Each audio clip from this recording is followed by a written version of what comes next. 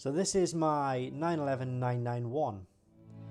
It's a 2012 3.8 Carrera 2S with 400 brake horsepower. My name's Satch and I'm the director at Diagnostic World, www.diagnostic-world.com.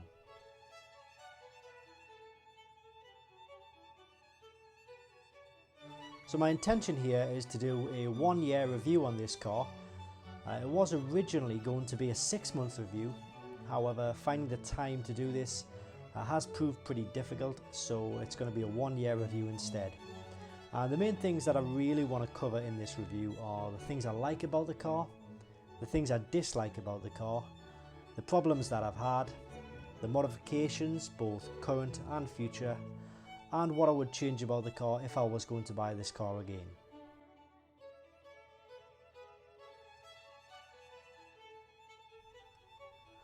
First of all, a little bit of car history of mine. I've literally had about 50, probably more cars in the past, but the past 3 cars have all been Porsche. My first Porsche was a 996 911, which I got when I was about 30 years old, which I loved and I wish I'd kept a hold of that car. But this 991 is my second car, and just 2 weeks ago I bought my third Porsche, which was a 986 Boxster. A little bit of fun for the summer. So I think you can say once I had my first Porsche, something just clicked. And I never really had that with my BMWs, my Mercedes or Audis, although they were very good cars though. Aside from Porsche, I also have an E46 M3 and a Kia Sportage as a daily driver.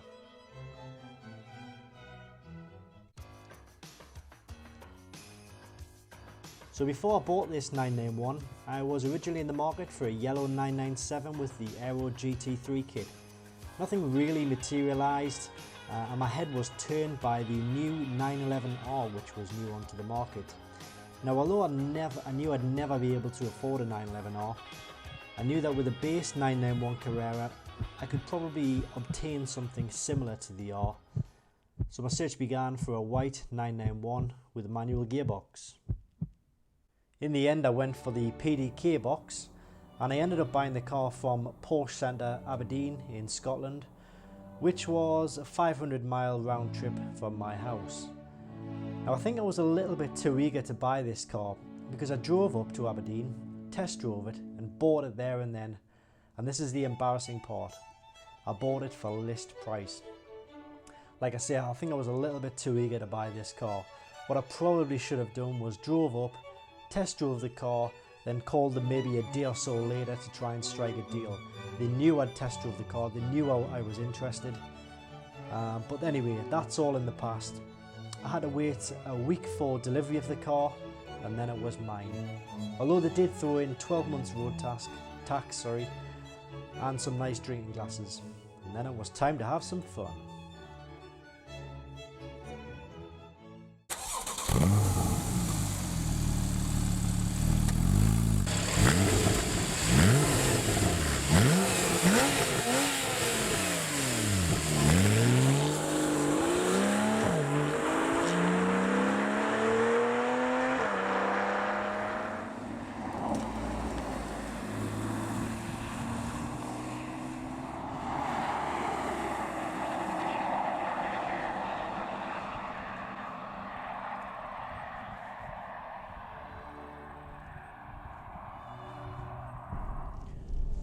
I could sit here all day and tell you about how much I actually love this car, but what I'm going to do is break it down into a few bullet points and make it a little bit quicker. So one of the first things that I love about the car is the actual looks of the car. It's tight, it's wide, it's sharp. The front end has a GT3 front end kit on it, and to me that gives it that really aggressive front end stance. Putting your foot down in this car makes you smile like a Cheshire cat. The exhaust sound and an engine note is just simply incredible, and it makes you want to put your foot down every time you get in the car. It's a shame I'm not on the track right now, because if I drove like I wanted to right now, I'd probably be in jail. The PDK box is incredibly intelligent, and I think it's just one of those things that you actually have to drive yourself to know what I'm talking about. Although the manual gearbox is also a great experience, it does sometimes leave me thinking, what if, because I was originally looking for a manual gearbox. But as I say, I'm very happy with the PDK box. Super quick, super intelligent, and you have to drive it to understand it. The rear wheel drive in this car is great for the summer months. If you want to take it to the track or you want to take it to some private land, it's great fun around corners if you want to kick out the rear end. Probably advisable to go with the two-wheel or the rear wheel drive if you're in conditions where you're not going to get much snow or ice. But if where you live you get a lot of snow and a lot of ice, then the four-wheel drive might be the one for you. The miles per gallon on this car is actually pretty good. For a car which I generally just tend to thrash around town, generally get about 20-21 miles per gallon, which I think is pretty good. But then again, if you're buying a car like this, you're probably not going to be too worried about miles per gallon. It's more about miles per gallon, as Magnus Walker would say. The interior is well laid out. The touchscreen radio and nav system is very easy to use. The dials are all well laid out and very simple to use, very simple to toggle between the different functions that you want to go through. The interior space is actually quite surprising. The two front seats, absolutely adequate for two adults. The two rear seats, well, they're also adequate for small adults. I've also done a test where we put a child seat in the back and also a small adult in the back. So it's perfectly adequate for sort of younger children or small adults, plus the additional the booster seat. We've put a booster seat in the back and the front. I had absolutely no problems with that whatsoever. So if you want to take your kids, go for it.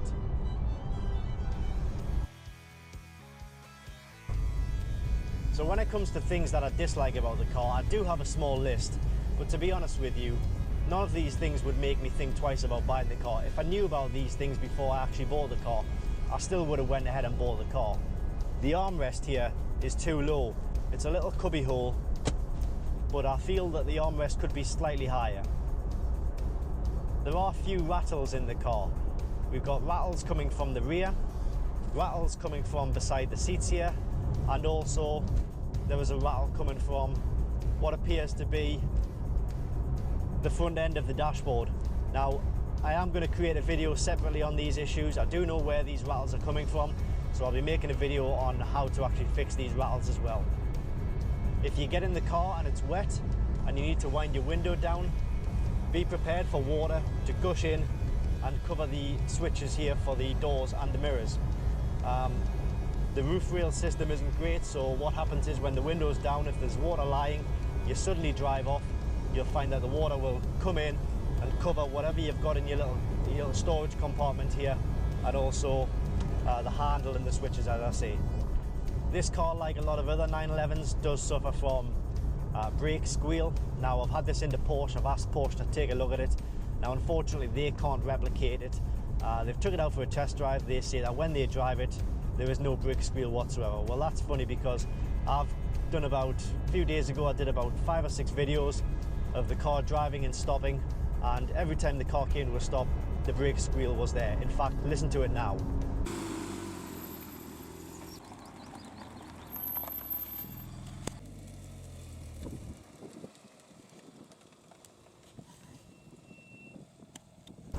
And how Porsche can't replicate something like that is completely beyond me. But anyway, I'm going to take the whole pads apart, put the copper grease on, make sure all the brakes are clean and things like that. The last one is really down to personal preference. In my previous 911s, I've always been able to see the rear spoiler come up when you're hitting certain speeds. In this one, you can't see the spoiler at all, whether it's down or up. The lower end of the rear window is just too high to be able to see any spoiler, so you can't see it out the sides and you can't see it out the back. Again, that's personal preference. I would like to see the spoiler going up or going down.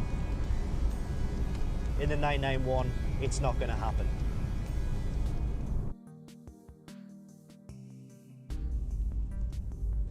So what problems have I had with the car since owning it? Well, when I bought the car, it had a 2-year warranty, which I'm quite pleased about.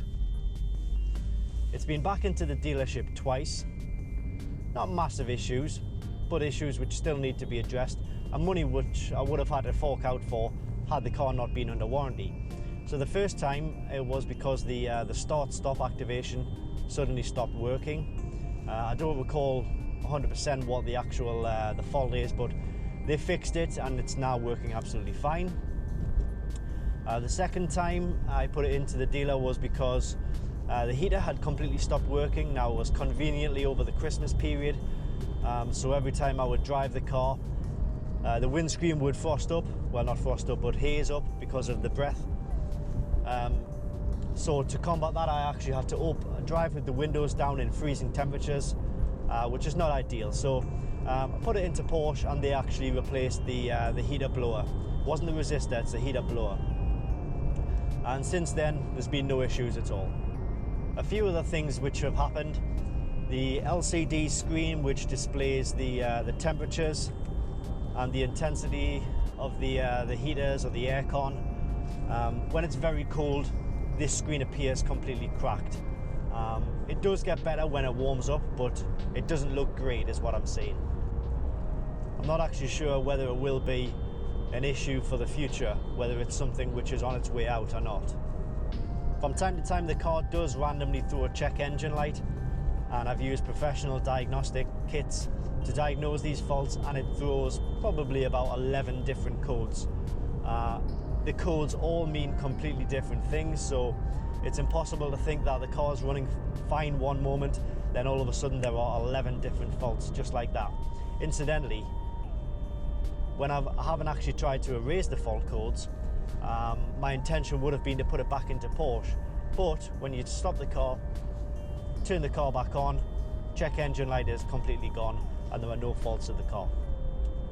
So it seems to me that there's some sort of electrical issue there. Thankfully though, it doesn't happen too often. One thing you will need to be aware of if you're buying one of these cars or driving one of these cars is that when your steering wheel is on full lock, you will hear a judder or knock or vibration sound coming from the front wheels or what appears to be the steering column. You can actually feel it through the steering column and vibrating in the wheel. This is perfectly normal. It's when you've got it on full lock and the temperatures are hitting a certain low temperature, you will find that it's kind of like popping when moving, and it sounds like the wheel is actually going to come off the hub. This is perfectly normal, as I say though. I've driven a brand new Cayman as well, which I had as a courtesy car, and that did exactly the same thing.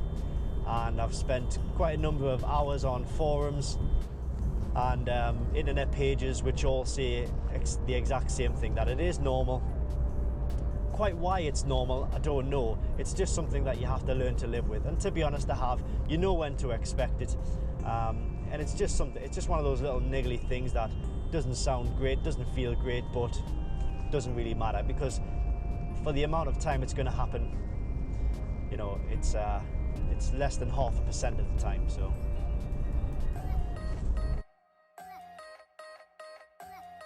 So with regards to modifications for this car, the only thing that I've done at the moment is put on the GT3 front end.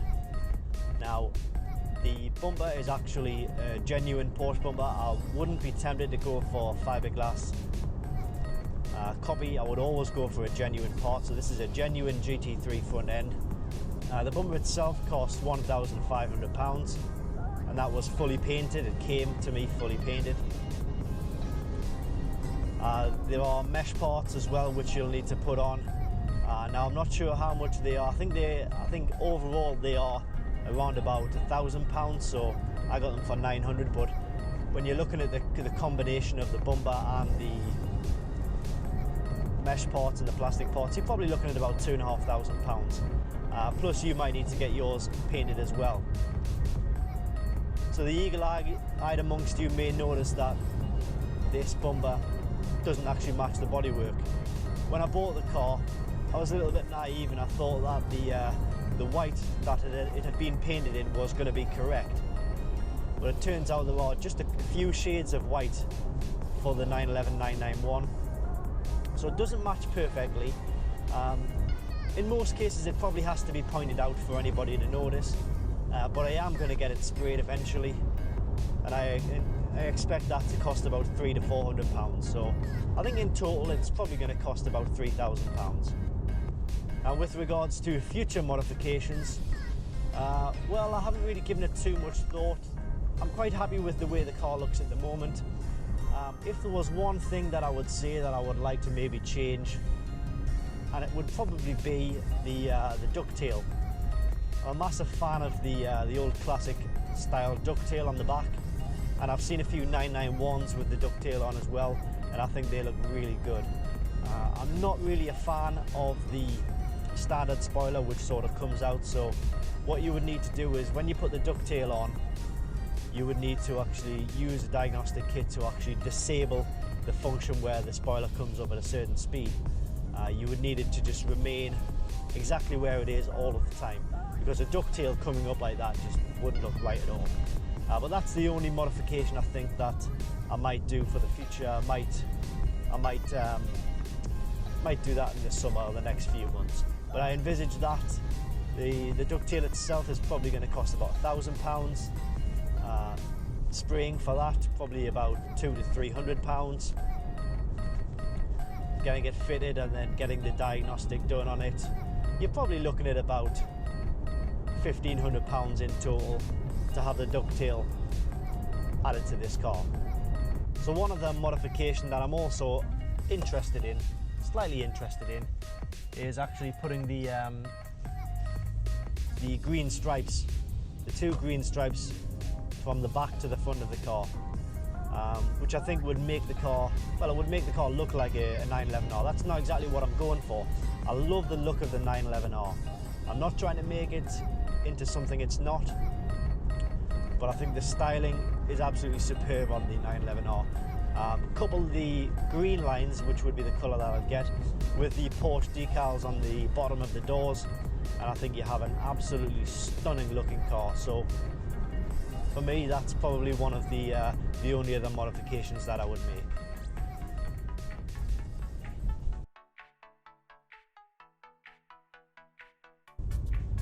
So if I was to give advice to somebody who was buying a new 911 991, what would it be? Well,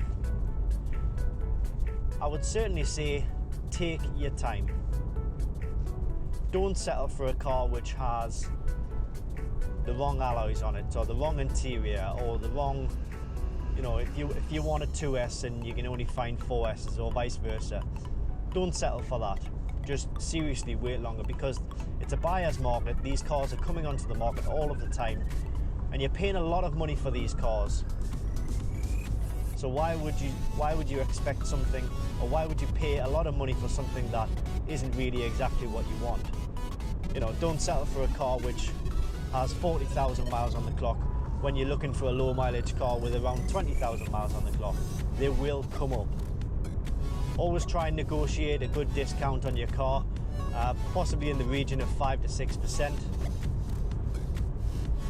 If the seller is not budging on the price, and if the seller is not going to give you any sort of discount, don't be afraid to walk away from the car. I can guarantee you, if he's not going to negotiate on price, that car will still be for sale in 2 weeks' time, 3 weeks' time, a month, 2 months' time. Buyers want discount. Buyers want money off when buying a car. And somebody who is not willing to negotiate on price is not going to sell the car quickly. I wish I'd given this advice to myself when I bought the car, because like I say, I paid list price for this car. I was itching to get the car, and I just wish I'd waited a little bit longer.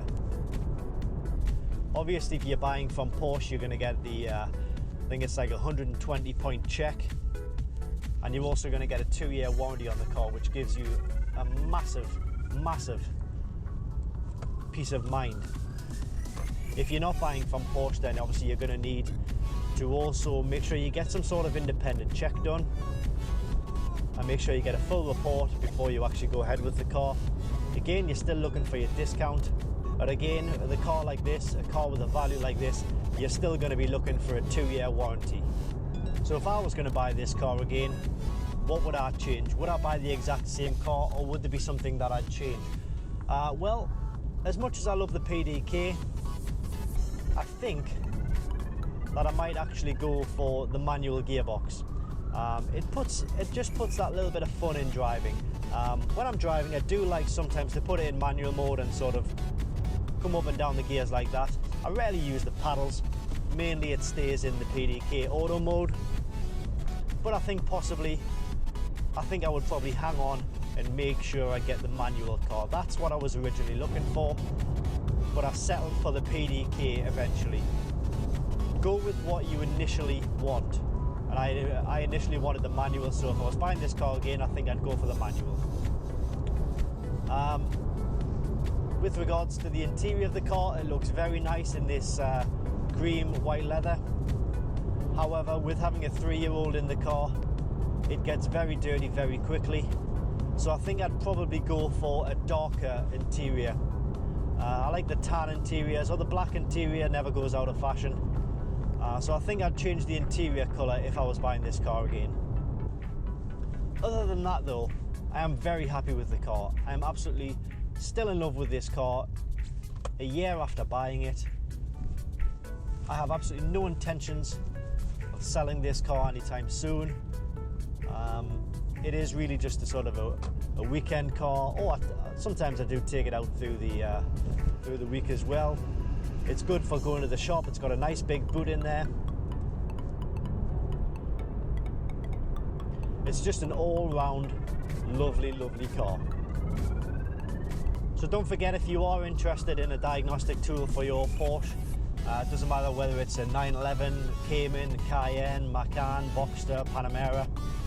We do diagnostic tools, handheld diagnostic tools for all of these Porsche models, and they will help you diagnose anything like a check engine light, an ABS light, an airbag light, transmission, reset the oil service warnings, you name it, we've got it. Just click into the website, which I'll put in the comments below. It's www.diagnostic-world.com.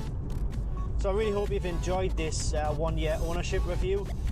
If you do have any comments about how you found your 911 after a year, it doesn't matter whether it's a 911, 991, 997, 996, even a Boxster or Cayman or any other makes and models. If you agree with what I'm saying, disagree with what I'm saying, that's all fine. We're all friends here.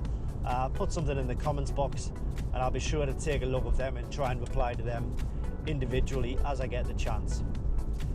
So thanks for watching, and I'll see you next time.